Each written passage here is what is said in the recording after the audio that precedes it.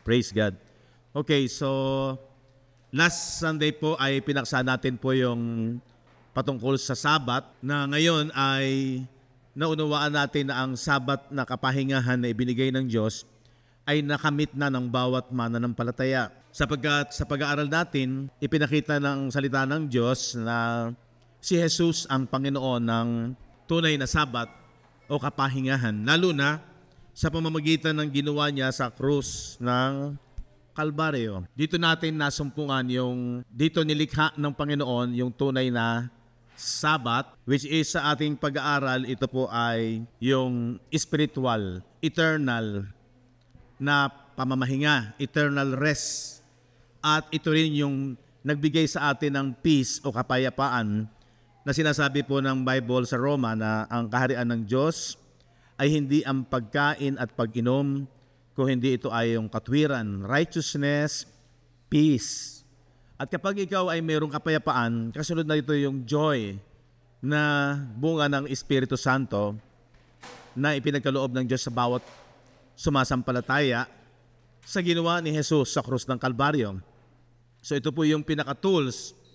Ito po yung mighty weapon, yung sinasabi ng 2 Corinthians chapter 10 from verse 3 to 5. For though we walk in the flesh, we do not war after the flesh. For the weapons of our warfare are not carnal, but mighty through the Holy Ghost, through God to the pulling down of strongholds.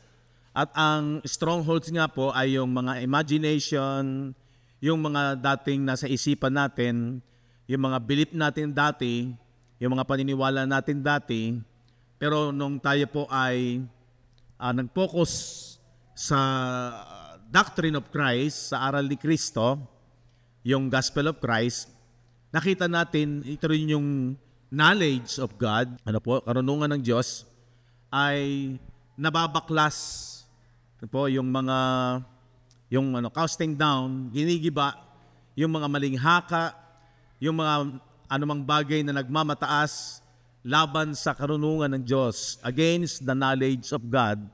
At ang sabi ni Pablo, bringing into captivity, dinadalang bihag ang bawat isipan, every thought. Kaya ang pinaka-stronghold nasa isipan po na dapat mabaklas yung mga maling aral. At magpasubmit tayo. Ito yung tunay na submission, bringing into captivity every thought. Saan? To the obedience of Christ. Ito yung obedience ni Christ. Nung sinunod niya hanggang sa kamatayan sa krus, sabi ng Philippians chapter 2, kung mag-start tayo sa verse 6, na siya bagaman nasaan yung Diyos, hindi niya inaring isang bagay na nararapat panangnan ang pagkapantay niya sa Diyos. So yung kanyang pagkapantay niya sa Diyos ay iniwan niya, sabi doon sa 7, kundi magkusinubad niya ito at nag-anyong alipin, nakitulad sa mga tao. Unang-una, siya'y isinilang under the law. Sabi ng Galatians 4:4, sa takdang panahon, isinilang ng isang babae ang isang bata sa ilalim ng kautusan. Ibig sabihin, pag ikaw nasa ilalim ng kautusan, isa kang alipin, parang alipin na ikaw ay kailangang sumunod. Sabi niya doon, nag-anyong alipin na nakitulad sa mga tao, gaya ng mga Hebreo. And then sabi ng verse 8, palibasa ay nasumpungan sa anyong tao, siya ay nagpakababa sa kanyang sarili. Anong ginawa niya? Na pagpapakababa na nagmasunurin hanggang sa kamatayan, sa kamatayan sa krus. Yun yung obedience. Naging masunurin siya. Yung kanyang pagiging masunurin na siya'y namatay, pinulfill niya yung kautusan, tapad niya yung kautusan para sa atin, ayon sa Matthew 5:17, at lahat ng mga propesiya ng mga propeta, tinupad niya pagdating dito at ginanap niya lahat. At ang sabi doon sa ating, kung babalik tayo doon sa 2 Corinthians chapter 10 verse 5, sabi doon, bringing every thought into captivity to the obedience of Christ. Hindi po yung, sa Tagalog kasi, binibihag tayo ang bawat isipan para sumunod kay Kristo. Hindi. Ang original nun, to the obedience. Si Kristo ang sumunod sa Ama doon sa kanyang misyon, kaya siya yung alipin, nagpakababa, para lamang tayo ay matubos sa kasalanan at para magkaroon tayo ng kapahingahan. Kaya maunawaan natin yung tunay na Sabat, tayo po yung may tunay na Sabat. At ang sabi doon sa ating pinaksa, doon ay wala ng gabi. Sa ngayon sa Revelations chapter 22 verse 5, tingnan natin. And there shall be no night there. Wala na raw gabi. And they need no candle. Wala nang kailangan ng liwanag, neither light of the sun. For the Lord giveth them light, and they shall reign forever and ever. So ibig sabihin, doon sa ating espiritu, sa ating pagkalikha ng Diyos ng Sabat, kapahingahan, hindi kagaya na ito ng Old Covenant system. Kung hindi, ito po daw ay tuloy-tuloy, eternal. So eternal rest po. New Covenant, eternal and spiritual rest through Jesus Christ. So ito po yung, palaging ito po yung ito po yung weapon, ito rin yung tools para hindi tayo malihis. Ito ang ginamit ng Diyos sa creation para ma-create yung eternal rest sa bawat mananampalataya. At ito po yung sa ating isipan. Wala nang guilt, wala nang condemnation, diba? Wala nang fear, wala nang takot. Maunawaan natin yung 1 John chapter 4, verse 17. Herein is our love made perfect. Dito naging sakdal ang pag-ibig sa atin. Sipin ninyo, pag sinabing sakdal, kompleto, perfect. That we may have boldness in the day of judgment. Hindi na tayo takot sa paghahatol. Una sa mga first century believers, parating pa lang sa kanila yung sa mga taga-Israel yung national judgment, yung wrath of God, yung judgment dahil sila yung nag-violate sa Old Covenant. Meron silang boldness in the day of judgment, sabi ni John, hindi tayo dapat matakot sa araw ng paghukom. Bakit? Because as He is, so are we in this world. Kung paano si Kristo Jesus, gayon din na tayo sapagkat sila ay meron ng panibagong creation sa kanilang spiritual na buhay, sa kanilang pagkatao. They are a new creation. Alam ng bawat Kristiyano na mga mananampalataya kapag sila ay na kay Kristo, kapag sila ay in Christ, ang sabi ng 2 Corinthians 5:17, meron na sila ay bago ng nilalang, 'di ba? Sabi doon, therefore if any man be in Christ, he is a new creature. So alam po natin ito. Pero dapat nating matalastas at maunawaan na yung being a new creature bilang bagong nilalang ay resulta po ito ng new creation sa new covenant. Ito po, sabi ko, ito yung tools. Ito yung ginamit. Ito yung pinaka-tools ng Panginoon para magkaroon ng new creation. Kaya ito yung nasa new covenant. Para lahat ay bago. Lumipas na kasi yung old covenant system. Kaya sa pananampalataya natin, nagkaroon tayo sa ating spirit, kasi ito ay spiritual. Sa ating spirit ay nagkaroon ng, lahat ay naging pawang bago na. All things, yung luma, yung old covenant, pass away. Lumipas na. Kaya narito ang lahat ng mga bagay ay pawang bago. Okay.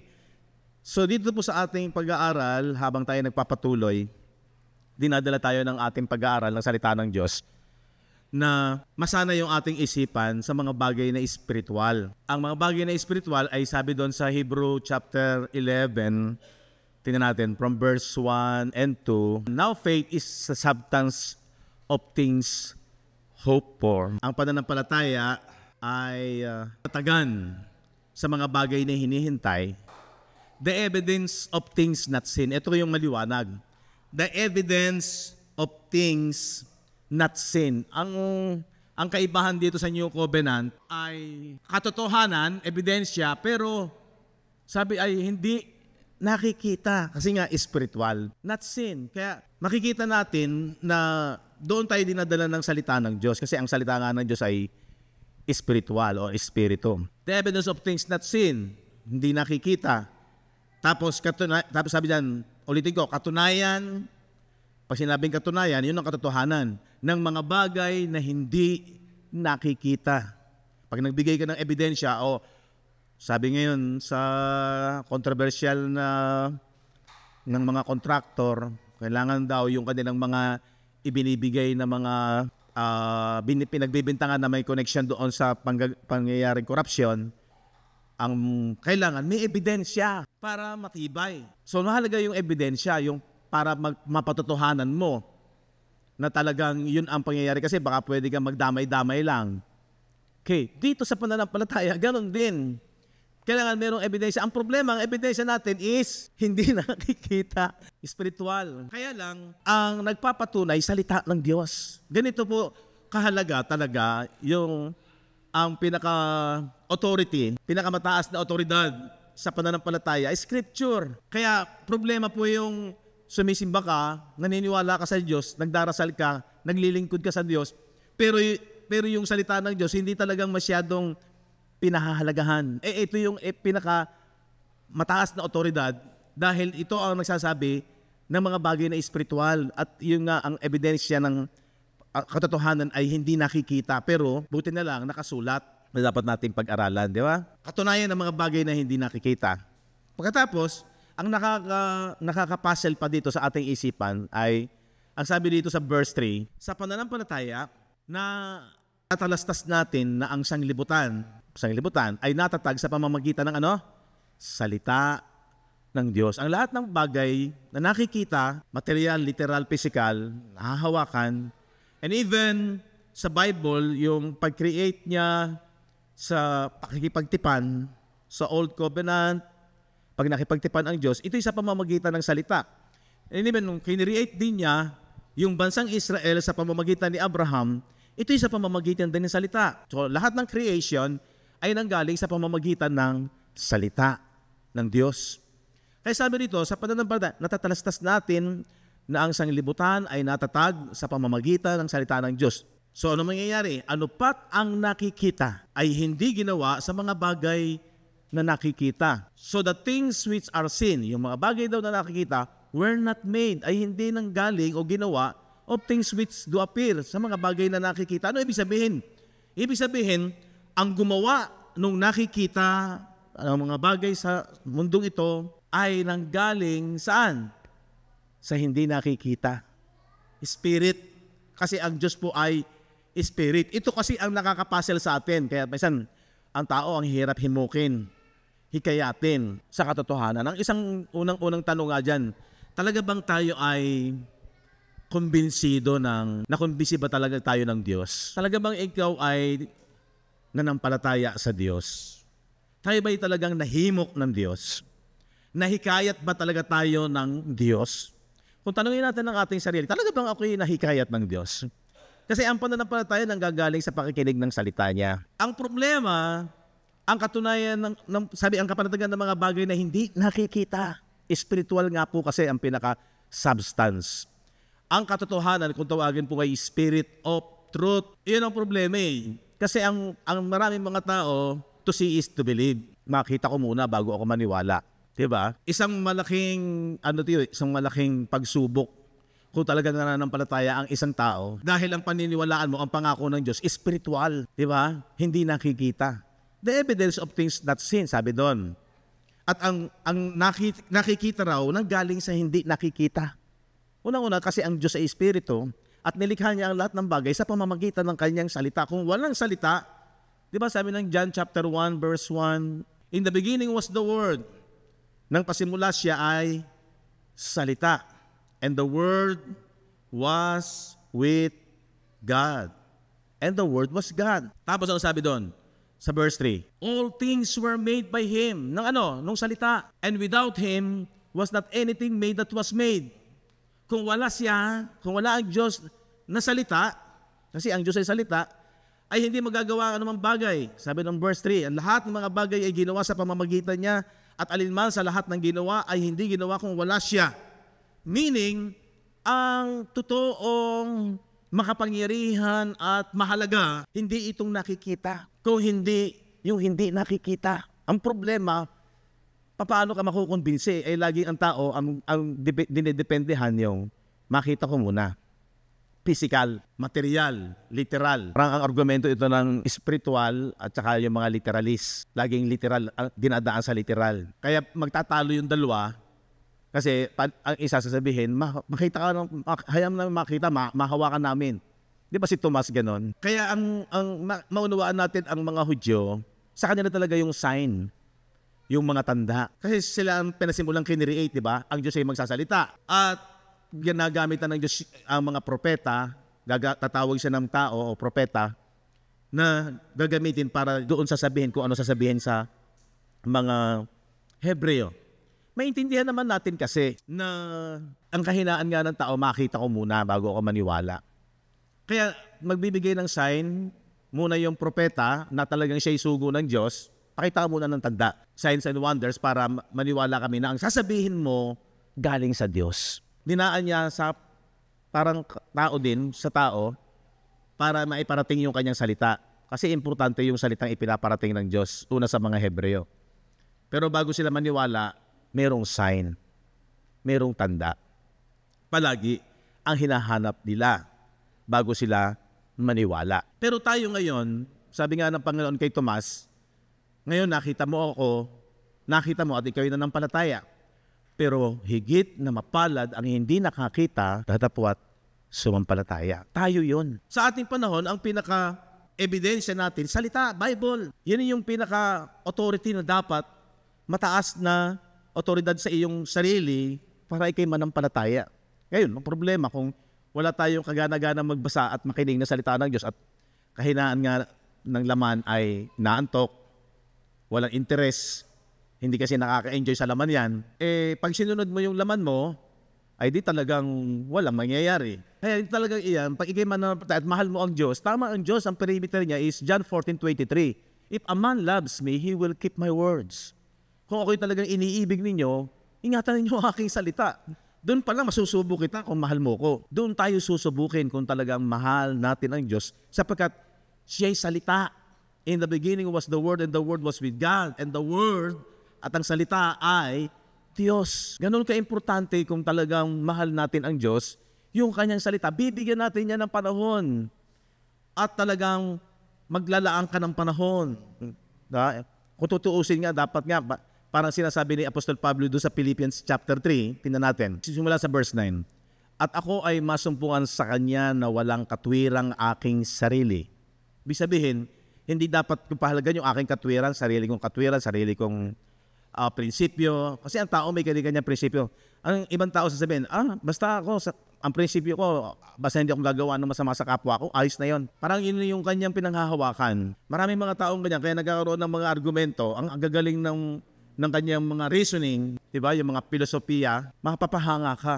Kukuhanin mo yung kanyang mga sinasabi, yung mga sayings na nakakatulong sa pamumuhay dahil nagbibigay ng kaunawaan, kagandahan. Pero kung ating pag-aaralan, ganoon din si Apostol Pablo, meron din siyang mga sarili katulad, lalo na ang katwiran sa lumang kautusan, sa Old Covenant Law of Moses. Yun ang kanyang laging pinanghahawakan nung umpisa. Kaya sabi niya, walang katwirang aking sarili. Sa mga kanyang bagay sa kautusan, kung hindi ang katwirang sa pamamagitan ng pananampalataya kay Kristo, ang katwiran ng buhat sa Diyos sa pamamagitan ng pananampalataya. Nung na-encounter niya si Jesus, ito na yung katwiran para sa kanyang mahalaga. At ito, na dating pinahahalagahan niya, nung naunawaan niya na ito'y tinapos na ni Jesus, dito na nga siya, inarin na niyang kalugihan yung dating, dito meron siyang posisyon, tinitingala siya, at talagang meron siyang, kumisano, parang may authority siya rito. Pero binaliwala niya yun, iniwan niya yun, alang-alang sa katwiran ng pananampalataya, sabi dito. Pananampalataya kay Kristo, ang katwiran ng buhat sa Diyos sa pamamagitan ng pananampalataya. Tapos ano sabi ng verse 10? Upang makilala ko siya at ang kapangyarihan ng kanyang pagkabuhay na maguli. So ito yung kanyang goal, ito yung journey niya. Yung lubusan pang makilala sa kanyang buhay, yung power ng resurrection ng Panginoong Jesucristo. Kagaya nito, nililinan natin kung ano yung mga benepisyo nung ginawa niya sa krus ng Kalbaryo, na meron ka ng kapahingahan. At ang kapahingahan na yan ay hindi physical, kung hindi yan ay spiritual. Sa iyong isipan, wala nang guilty, wala nang condemnation, wala nang takot. Perfect na yung pag-ibig ng Diyos. Sa pamamagitan nito, tapos na yung bisa ng kasalanan. Sa mata ng Diyos, tinapos ito ni Kristo Jesus. Wala nang issue. Bakit? Kasi ayon sa Romans 8:3, hinatulan na ang kasalanan sa kanyang laman. sa laman ni Jesus. So ano pang issue ng kasalanan sa mata ng Diyos? Kaya wala na. Meron ka ng, pag yung perfectong ginawa ni Jesus, yun ang nagpapalayas ng takot. Ang sabi doon sa 1 John chapter 4, perfect love cast out fear. Nagpalayas ng takot. Kaya meron ng peace, meron ng kapahingahan. Alam ng isipan mo na ang Diyos hindi nagalit. Na under na tayo sa ministry of reconciliation. 2 Corinthians 5, 19, 20 to 21. Diba? Ang ministry ni Paul ay pagkakasundo na. Hindi nagalit ang Diyos. Kung hindi siya nakikipagkasundo na, ang kailangan lang, manampalataya tayo na yung tinapos na ginawa ni Kristo Jesus, ito yung sandata, ito yung tools, para nagkaroon ng new creation. At ang new creation nga ay spiritual. New creatures are spiritual. If anyone is in Christ, he is a new creature. Siya'y bago ng nilalang. At ito ay hindi tumutukoy sa physical, sa iyong katawan. Ito ba ay naging flawless, walang kapintasan? Ito ba ay scientific, material ba ito? Biological ba? Dahil ba sa lahi ninyo? No, ito po ay spiritual. Sabi nito, tayong lahat ay walang duda, nilikha tayo, bago tayong nilalang, spiritually. Huwag natin kalilimutan yan. At kung pupunta nga tayo sa basic, nung ipinangaral, na-encounter ng Panginoong Hesus si Nicodemo, nasabi niya, except a man be born again, he will not see the kingdom of God. Hindi naintindihan ito ni Nicodemo, di ba? Tapos hanggang sabi ng Panginoon, ang ipinanganak sa laman, sa laman. Ang ipinanganak sa espiritu, sa espiritu. Flesh begets flesh. Spirit begets spirit. Ang sa laman. Biological. Sa mga, kung paano yung flesh ay sa pamamagitan ng mag-asawa, nagkaroon sila ng anak sa laman. So yung ating pagkataong laman, hindi ito. Kung hindi ang ating espiritu, isinilang yan sa pamamagitan ng spiritual na ginawa ng Panginoon. Ito po ay sa spiritual realm niya ginawa sa mundo ng espiritu. Sabi nga dyan ay new creatures are spiritual. So hindi po ito physical. Ang katotohanan ay nothing to do with your natural body, sa physical appearance, or maging sa location natin, kung saan ka nakatira, kung saan ka nandun, yung lokasyon mo. Hindi po focus po doon yung pagkalikha ng Diyos. Kung hindi ito daw po ay sa ating spiritual, sa ating inward man, spiritual location. Mamaya makikita natin, matatanggap natin unti-unti talagang yung mahirap tanggapin na, tayo nasa new heaven and new earth na. Di ba? Ang hirap unawain nun. Mamaya makikita natin na talagang naando na tayo sa new heaven and new earth. Sabi doon, ito ay wangis ng Diyos in the spirit. Tingnan natin yung Romans 8:29-30. Sapagkat ngayong mga nang una pa ay kanyang nakilala, ay itinalaga niya na maging katulad ng larawan ng kanyang anak. So ito sa espiritu, upang siya ay maging panganay sa maraming magkakapatid. Sabi diyan, to be conformed to the image of His Son. So yun yung kinreate sa atin, maging kawangis tayo ni Kristo. Maging katulad tayo ni Kristo. Hindi po yung magpakabanal ka sa physical. Walang makagagawa nun yung flawless o sinless life. Wala. Sabi ko nga, kasi nung hinaitin ni Jesus yung law, di ba? Sabi niya, tumingin ka lamang sa isang babae na mayroong masamang pagnanasa, nangangalunya ka na. Sa isip pa lang. Ang tao, wala ka pang ginagawa. Halimbawa, kung wala ka pang ginagawa, hindi ka bibigyan ng violation kung hindi mo ginawa. Pero sa Diyos, sa isip mo pa lang, nagkaroon ka na ng kasalanan. Nangalunya ka na. Pagkatapos, ang mapuot sa kanyang kapatid, pag napuot ka raw sa kapatid, yung talagang galit na galit ka dahil sa ginawa niya, ang sabi doon ay, murderer ka na. So, ang kasalanan sa mata ng Diyos, in the spirit, sa isipan pa lang, bagsak na tayo. Diba? Lalo na sa physical. Walang makagagawa, walang makatutupad para ikaw ay maging sinless. Saan nangyari yung naging kawangis tayo ng Diyos? Kung ano yung righteousness ni Jesus, ganun din tayo. Yung sinasabi doon sa 1 John 4:17, as Christ is, so are we. Nasa world ka pa lang na to, nasa mundo pa lang na ito, kawangis ka na ni Kristo. Yun ang totoo. Pero hindi po yan nakabase sa physical. Sa kilos mo, sa ugali mo, lahat tayo may kahinaan, may kapintasan, walang perfect sa physical. Tama? Pero in the spirit, dahil sa creation na ginawa ng Diyos sa pamamagitan ng ginawa ni Kristo Jesus, tayo ay kawangis na ni Kristo. Katulad ni Kristo, ayon sa Romans 8:29. Kaya naman, ang sabi ng Romans 8:30, at yung mga tinalaga niya ay kanyang tinawag naman, at ang mga tinawag ay inaring ganap naman niya. So, inaring ganap ka na rin niya. Pag sinabing inaring ganap, justified ka na. Tinanggap ka na ng Panginoon. At ang mga inaring ganap, pansinin niyo to, ay niluwalhati din naman niya. Pag binasa mo yung English, and whom He justified, them He also, ano sabi yan? Glorified. Kaya, ang glorified na sa atin, hindi po yung physical. Ang glorified na sa atin ay yung ating espiritu. Pag sinabing glorified, grabe po yun. Yung glory ng Diyos, kasama na rin natin. Isipin mo, as Christ is, ang hirap niyang tanggapin. Pero kung maintindihan natin na ang new covenant, ang new creation ay spiritual, hindi ka maliligaw. Hindi mahirap unawain at tanggapin. Unlike noong araw, laging ibine-base ito sa physical, ay hirap tanggapin. Kaya lagi tayong hingi ng tawad, lagi tayong kailangan maging banal, kailangan iwas sa kasalanan. Wala namang masamang umiwas sa kasalanan, pero hindi mape-perfect. Lalo na in the sight of God, sa isip pa lang. Kaya nga mauunawaan natin yung Hebrew chapter 9, verse 14. How much more shall the blood of Christ, who through the eternal Spirit offered Himself without spot to God, na sa pamamagitan ay hinihandog ang kanyang sarili na walang dungis sa Diyos. Tapos ay maglilinis. Ano ang lilinisin dyan? Purge your conscience. Asan ang conscience po natin? Nasa isipan natin. Yung ating budhi, yung ikaw ay nagigilty. Wala na, malinis na yung isipan ng isang Kristiyano na naunawaan ang ginawa ni Kristo, yung kumpleto, yung perfect love. Pag sinabing kumpleto, hindi kulang, hindi kapos. Alam mo talagang tapos na ang kasalanan. Pero pagka sinasabi ng ibang mga tao na tinubos na tayo ni Kristo, pero pagka tayo nagkasala, kailangan humingi ka ng tawad at baka ikaw ay mapahamak at ikaw, galit na naman ng Diyos, ay hindi perfect.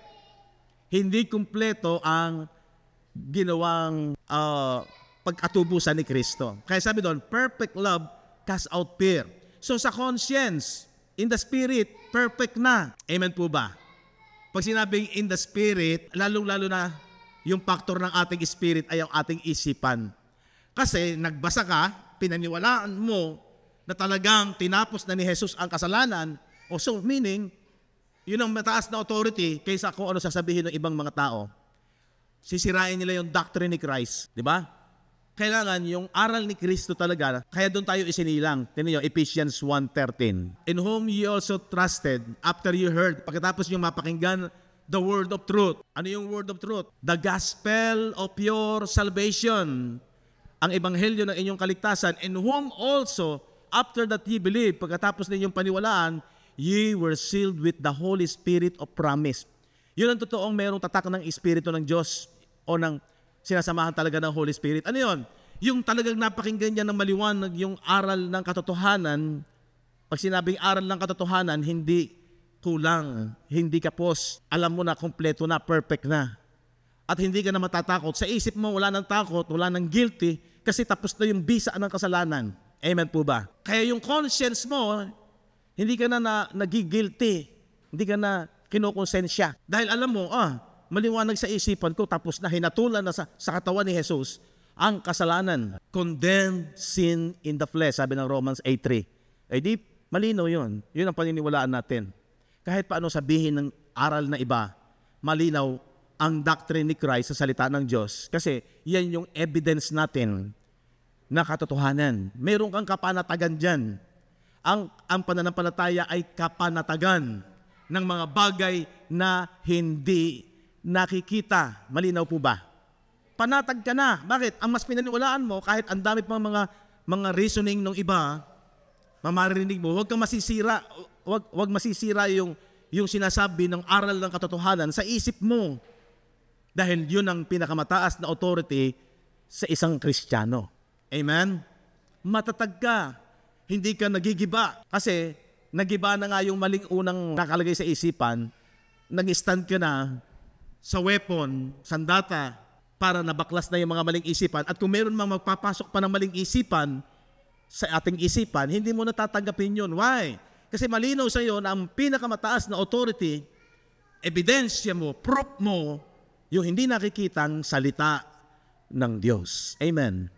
Kaya ganoon kahalaga yung nagbabasa ka, nag-aaral ka, binibigyan mo ng otoridad ang scripture sa buhay mo. Lalong-lalo na sa isipan mo.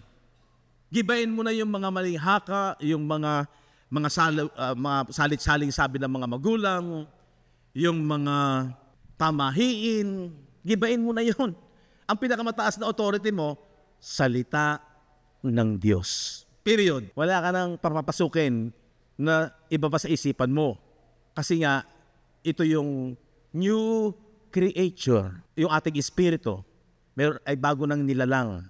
Lalo na ang pinaka-factor ay yung ating mind, yung ating isipan. So, hindi po sa physical, hindi sa body, hindi sa location. Sabi dyan, ina-agreehan natin ng new creatures in Christ ay hindi sa biological, kung hindi ito ay galing sa espiritu, sa pamamagitan din ng salita ng Diyos. Kaya, naging anak ka nung tinanggap natin ang Panginoong Jesucristo, yung kanyang salita. Pag tinanggap, sinabing tinanggap, nanampalataya ka sa kanya ng buo. John chapter 1, verse 12.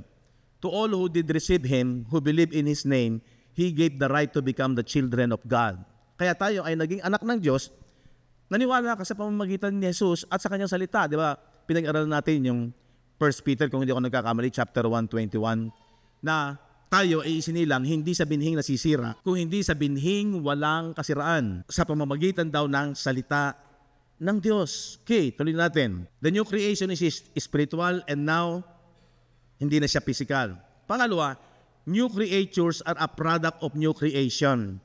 Itong ating pagiging bagong nilalang, so naintindihan na natin sa ating inward man, sa ating espiritu, sa ating taong panloob, bago na yon, kawangis na yun ni Kristo. Ang gumawa niyan ay walang iba, ito yung tools ng Diyos. Ito yung ginamit na sa new creation. At ang produkto, tayo, yung ating inward man. Kaya maintindihan natin yung that which is born of the flesh is flesh. Ang ipinanganak sa laman, at ang ipinanganak sa espiritu ay sa espiritu. Hindi na mahirap maintindihan yan. Maliwanag na po yan na tayo ay ipinanganak na sa espiritu. O nga naman, bakit ilang beses nating naririnig yun, no? Huwag kang magtaka, sa akin sinabi, kailangan kayo ipanganak sa espiritu at sa katotohanan. Diba? Aliwanag po nun. Para huwag ka nang sumala sa interpretation at pagkaunawa ng blessing ng Diyos, alino naman ang sabi ng Ephesians 1:3. Purihin nawa ang Diyos at Ama ng ating Panginoong Jesucristo na siyang nagpala sa atin ng bawat pagpapalang ukol saan? Sa espiritu. Ba't ba tayo? Maliligaw pa ba tayo? Lahat po tayo, pantay-pantay sa blessing. At pag ito ay naging physical, ay magiging merong kawawa, merong napag-iiwanan, meron namang bless, parang hindi pantay-pantay. Hindi, pantay-pantay po ang blessing ng Diyos. Kung talagang tatanggapin natin na ito'y spiritual at hindi po ito hindi ang perimeter ay kung 3 kotse mo, 2 bahay mo, hindi po doon. 2 po ang luxury car mo. Hindi po ang blessing ay yun. Isa'y doktor, isa'y engineer, ikaw naman ay housemaid, domestic helper, ay di mataas ang paningin mo doon sa mga professional. Pag doon ang perimeter, hindi pantay-pantay. Pero pagka sa espiritual, pantay-pantay. Walang itinatangi ang Diyos. Ang nakalulugod sa Kanya, yung nananampalataya, na blessed ka na in the Spirit. Amen? Amen po ba? Kaso mo, ang problema nga ng mga tao mapagpeperahan ba yan? Mabubusog ba ako dyan? Di ba? Yun ang problema ng kahinaan ng tao Walimig kong sabihin yun. Lagi ang unang priority niya, yung kapakinabangan na pupurihin ba ako dyan? Tatangos ba ilong ko dyan? Yun ang laging hinahanap. Hindi, dapat ang pupurihin dyan, ang Diyos. Sabi niya, purihin ang Diyos, purihin nawa ang Diyos at Ama ng ating Panginoong Jesucristo. Bakit mo pupurihin ang Diyos? Dahil siyang nagpala sa atin ng bawat pagpapalang saan? Ukol sa Espiritu. With all spiritual blessings. Saan? Sa lupa ba? Dito ba sa terrestrial earth? Hindi. In the heavenly places in Christ Jesus. Kaya mababago yung isipan mo. Ang natatransform, yung ating perspective, yung ating pananaw, hindi yung physical mo, hindi yung kabuhayan mo lamang sa lupang ito. Maaaring maapektuhan yon. Pero ang unang-unang natatransform, yung perspective, yung pananaw, kasi alam mo, spiritual yan. Hindi mo laging isusukat yan sa physical. Pag sa physical, ay napakapalad nung mayaman na, maganda pa, flawless na, matangkad na. Ang ganda pa ng buhok. Pagkatapos ikaw, sasabihin mo kasi, ako'y latak lang Nung nagano daw yung kaaway, ang nasagip daw niya yung blessing ng kaaway, hindi yung blessing ng Diyos. Kaya tuloy, nagkakaroon ng ganong mga idea o pananaw. Mali, ito po'y spiritual. Lahat tayo kamukha ni Jesus. Lahat tayo, sa pamamagitan ng pananampalataya natin, nakalulugod ka sa Diyos. Kaya pag-igihin natin yung ating pananampalataya. Hebrew 11:6, For without faith, sabi doon, it is impossible to please God. Diba? To please Him.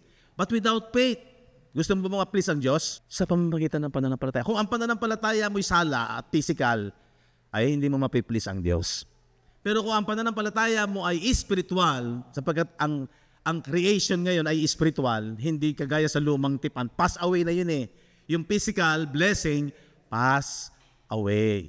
Ito nga po yung malaking challenge kasi. Kasi nga po, ang laging pinapahalagahan ng tao, sabi ko nga, yung nakikita, nahahawakan, napapakinabangan, ay mantakin mo naman kung talagang yung lamesa mong malaki, punong-puno ng pera, pananalapi. Grabe yun. Kasi sabi mo, wala na. Pabayaran ko na lahat. Kaya lang, hindi talaga doon ang kapanatagan Yung physical, sabi ko nga, parang nga yung ilusyon Kasi sabing ilusyon, hindi totoo. Mantakin nyo, sabi na pinag-aralan natin noong nakaraan, shadow. Pag shadow, yun ba yun? Totoo? Hindi, ang totoo, ito spiritual. Ito yung shadow. Yung physical, shadow pala yun. Kailangan magkaroon ng Ephesians 4:23. And be renewed in the spirit of your mind. Mag-shift. Yung mind ng mga mananampalataya, ang nagiging kayamanan, ang talagang nagiging importante at mahalaga sa kanya, is spiritual, hindi na physical. Ang problema, laban yan. Magkalaban ng dalawang yan. Kaya nasa sa atin ang choice kung ano ang ating pahahalagahan at talagang pagyayamanin. Kung ikaw ay dalandala ng physical, wala. Diyan ka mag-i-invest ng talagang oras mo at panahon. Wala naman sanang masama. Yung sabi nga na iba, balas. Pero kung tutuusin, dapat mas lamang ang spiritual. Kasi sabi ng Panginoon, seek ye first. Priority mo dapat the kingdom of God. Ano yung kingdom of God? Spiritual. Diba? For the kingdom of God is is not by observation. Kung hindi, the kingdom of God is within you. Ang kaharian ng Diyos daw ay hindi nakikitang naroon o naririyan. Kundi ang kaharian ng Diyos ay nasa loob ninyo. Saan? Sa ating spirit. Kaya dapat matutunan nating pahalagahan spiritual. Dahil yung physical, itong old covenant na physical, na marami ang nagpapahalaga doon, parang ilusyon, hindi lamang parang. Sa mata ng Diyos talagang ilusyon yan. Bakit? Tingnan niyo, binubulay-bulay ko nga po yung buhay sa lupang ito, magmula ka sa bata, mapalad kung ikay umabot ng 70, 80, 90 according to Psalms 91. Ang buhay ng tao daw ay naglalaro lamang sa 70, 80, 90. Pag ikaw ay umidad na, pag binalikan mo yung iyong nakaraan, kung ilang taon na yan, 30 years, 40 years, 50 years, 60 years, kagaya ko 65 na ako, lampas na yung 64 years. Pero pag binalikan mo, parang, ang bilis. Parang panaginip lang. Parang panaginip lang ang buhay ng tao sa lupa. Agree ba kayo? Kasi darating ang araw, mapaparam ka rin, mawawala din tayo. Kaya yung buhay sa physical, be wise, ilusyon. Parang nanaginip ka lang. Di ba? Minsan nanaginip tayo. Storya, ang ganda. Pag nagising ko, sayang, ang ganda panaginip lang pala, parang totoo. Sana totoo na yun. Kaya lang, panaginip lang walang magagawa. Ganon din ang buhay sa lupang ito. Panaginip lang. Maya-maya lang, mawawala ka na. Kaya kung hindi natin pag-iigihin na ang pinaka-final and ultimatum na blessing ng Diyos ay spiritual. Pag hindi mo tinanggap ang katotohanan na yan ang espiritu ng katotohanan, ay yan ang pinaka-final blessing, mamimiss mo ang eternal life. Kaya napakapalad natin na naunawaan natin ang liwanag ng katotohanan ng salita ng Diyos. Amen? Huwag tayong mainggit doon sa ang ganda ng programa nila, ang ganda ng building nila, nakapaka-attractive talaga. Kung dumating sa atin yun, salamat. Tayo nagsusumikap din, pinag-uusapan yan, pinagpe-pray natin. Pero kung ano meron tayo, makontento na tayo. Ang mahalaga, kasama natin ang Diyos. Ang mahalaga tayo ngayon ay bago ng nilalang. Ang maganda, kamukha natin si Kristo. Kawangis natin ang Diyos. Sapat na ba yun? Aba, wala nang hihigit doon. Pag lubusan nating inunawa ang katotohanan na yan, wala nang hihigit doon.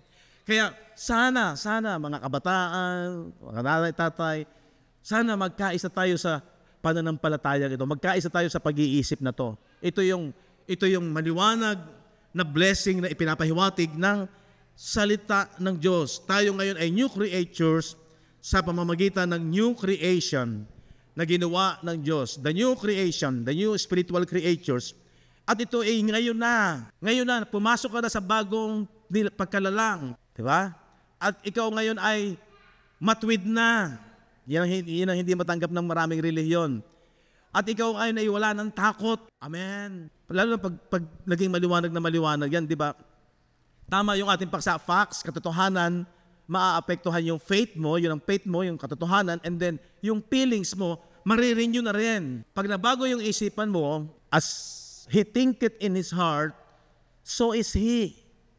Kung ano daw ang pinaka mahalaga sa isipan at pinaka focus ng isipan ng isang tao, ganun siya, pati yung magiging kaligayahan niya. Amen? So, makikita natin, blessed tayo in the spiritual blessings.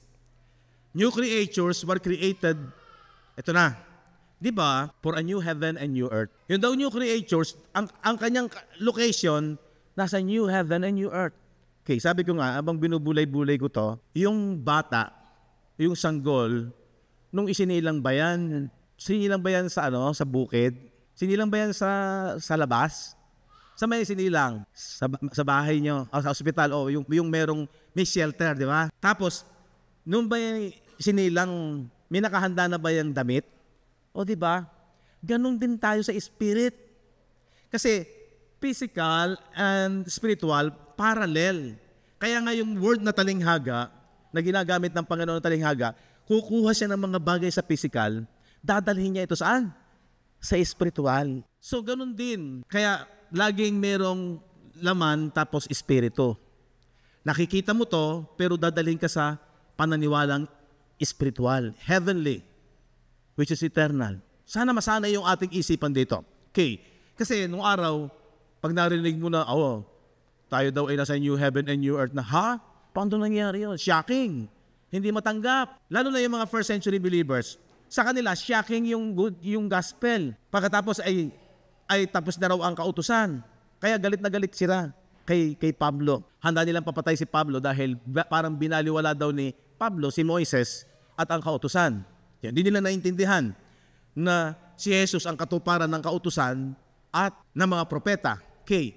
So, new creatures were created for a new heavens and earth. So ano ba yung ating mga napaksa? Okay, isa-isay natin ha. Number 1, pinakaunang katotohanan, new creatures are spiritual.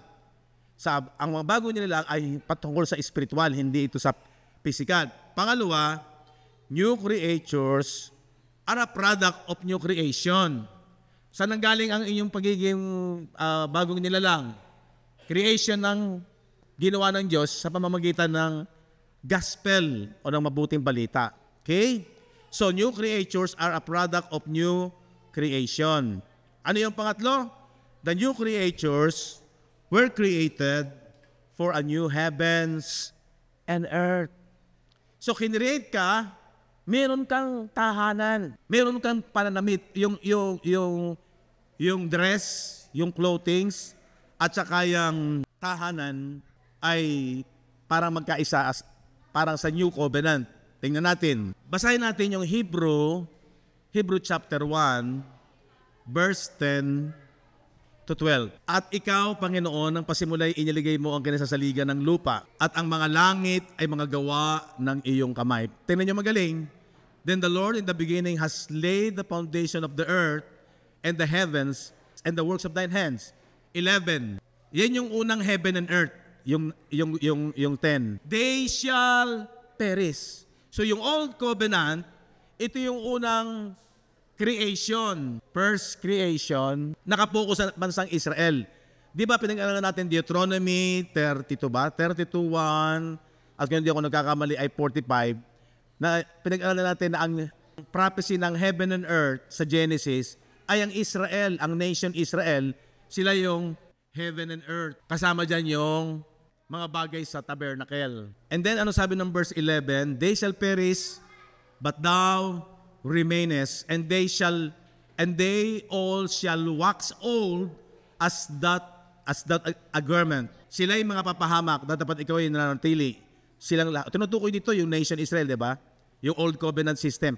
As silang lahat ay mga lulumang gaya ng garment ng isang kasuotan. Okay. So dito, yung sinasabing magpa-pass away, yung sinasabing first creation, kagaya daw ng clothings o garment, kagaya ng damit na, ano sabi doon? Gaya ng kasuotan, mapapalitan. Ngunit ikaw ay ikaw rin at ang iyong mga taon ay di matatapos. Okay. Di ba sabi ng Hebrew chapter 8:13? Doon sa sinasabi niya, isang bagong tipan ay linuma niya ang una. So ito raw, old, nag-start ito ang Old Covenant sa panahon ng Israel. Lumabas sila sa Egypt. Pagkatapos, ito yung ginanap ni Jesus ng Panginoong Jesucristo. Kaya lang, di ba, still existing pa yung Old Covenant. Still existing pa yung Old Covenant. Kasi andito pa yung templo. Inintay pa nila yung 70 AD, di ba? Ito AD 30. Okay. So, habang nandito na yung bago, yung daw, sabi diyan, in that he said, a new covenant, he had made the first old. Ito, naluluma na. Now that which decayeth. Decayeth, ibig sabihin na, pag sinabing decayeth, nabubulok na, and waxeth old, is ready to vanish away. Niluma niya ang una, dapat ang nagiging luma, tumatanda na. Waxeth old. Malapit nang lumipas. Doon sa ating binasa, sa Hebrew, kung ito ang nagkakamali, chapter 1, binasa natin kanina sa Hebrew 1:10 to 12, nang pasimulan niya, lagay mo ang kinasasaligan ng lupa, earth, at ang mga langit ay mga gawa ng iyong mga kamay. Tumutukoy po yan dito. The first creation ng the first heaven and earth. Pagkatapos, sabi ng 11, sila ay mga papahamak. Datapot ikaw ay nananatili. Ito raw mananatili. At silang lahat ay nanlulumang gaya ng isang kasuotan. Gaya daw ng damit, clothings. Huwag niyong kalilimutan. Yung clothings ay covenant. Garment, covenant yan. Gaya ng nalulumang gaya ng isang kasuotan. Sabi ng verse 12, at gaya ng isang balabal, para din balabal, sila'y iyong bibilutin at sila'y mapapalitan. Papalitan to papalitan. At sila'y mapapalitan gaya ng kasuotan. Ngunit ikaw ay ikaw rin at ang iyong mga taon ay hindi matatapos. Pagdating dito, ito ngayon yung bagong clothings. Kung merong new creature na isinilang spiritually, therefore, yun yung sinasabi kanina na merong new heaven and new earth. New creatures were created for a new heavens and earth. Ano yung heavens and earth? Covenant, clothings, binalot ka, kinovered ka. So yung isang bata sa physical pag isinilang, meron siyang clothings, may covered, may shelter. In the spirit, sa pananampalataya, kung tayo ay bago nang nilalang, isinilang na muli, therefore, automatic meron siyang new heaven and new earth. Ang lino po ng Hebrew chapter 1:10 to 12. Amen. Kasi nga po, kaya rin natin magandang ituro ito. Naalala ko po kasi noon sa isang fellowship or parang seminar, nung itinuturo na yung new heaven and new earth, maraming mabibigla. At masaya ako, sabi ko, gano'n na pala yung revelation na yon. Hindi mo matanggap-tanggap. Pag talagang hindi mo binabasa ang Bible, hindi mo naunawaan na yun ay spiritual. Kasi ang expectation natin noon, ang papalitan ay, nag-drawing pa ako na ito yung earth, diba, may heaven. Ito ay pupugnawin. Ang drawing ko po dyan ay nag-aapoy yan. Literal ang pagkaintindi. Mag-aapoy yan. Babaguhin. At papalitan ng panibagong earth, then terrestrial earth, physical. And celestial heaven, physical pa rin. Yung literal na langit at literal na lupa. Pero hindi natin naiintindihan noon na iyan ay spiritual. Iba sa mundong ito at iba sa langit na nakikita natin. Not seen. Hindi nakikita, ang sabi ng Bible. Kaya nung araw, lagi tayo, andun ang langit, andun ang Diyos. Nasa heaven, nasa third heaven. Ganun ang ating laging interpretation. Yun yung ating nakamulatan. Hindi sa celestial heaven at hindi terrestrial earth na babaguhin. Kung hindi, yun ay spiritual. Bakit? Kasi nung isinilang tayo, new creature, sa pamamagitan ng new creation, meron ng new heaven and new earth. Coverings, shelter. Pag isinilang ang isang sanggol, meron siyang nakahandang damit, meron siyang shelter. Amen? Kasi ito ay spiritual. Pero unti-unti, alam ko, yung journey ng pag-aaral na to, yung sa umpisa, ang hirap na yun, sa new heaven and new earth na hindi mo makikita. Okay? Hindi mo makikita kung gagamitin mo yung literal mong mata. Hindi mo makikita kung hindi mo babasahin ang salita ng Diyos. Pero pag uunawain mo ang salita ng Diyos, makikita mo. Tama ang sabi ng Panginoon, except a man be born again, he will not see the kingdom of God. Pero pag na-born again siya, paano ang pagiging born again? Spiritual.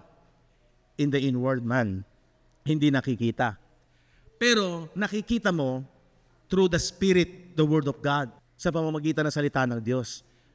Nagkakaroon ng understanding, yung spiritual eyes. Yung spiritual eyes natin, isip natin, yung pag-unawa natin. Hindi mo gagamitin yung carnal observation o yung karunungan ng physical. Huwag, mamali po tayo. Puputok ang ulo mo. So sasakit ang ulo mo. Hindi mo mauunawaan pagka naka-base ka sa physical. Pero pag pumunta ka sa espiritu, evidence of things not seen, sa pamamagitan ng salita ng Diyos, at binibigyan natin ng authority, makikita mo. So ang makakakita lamang, yung totoong mga isinilang na muli. Amen? Amen po ba?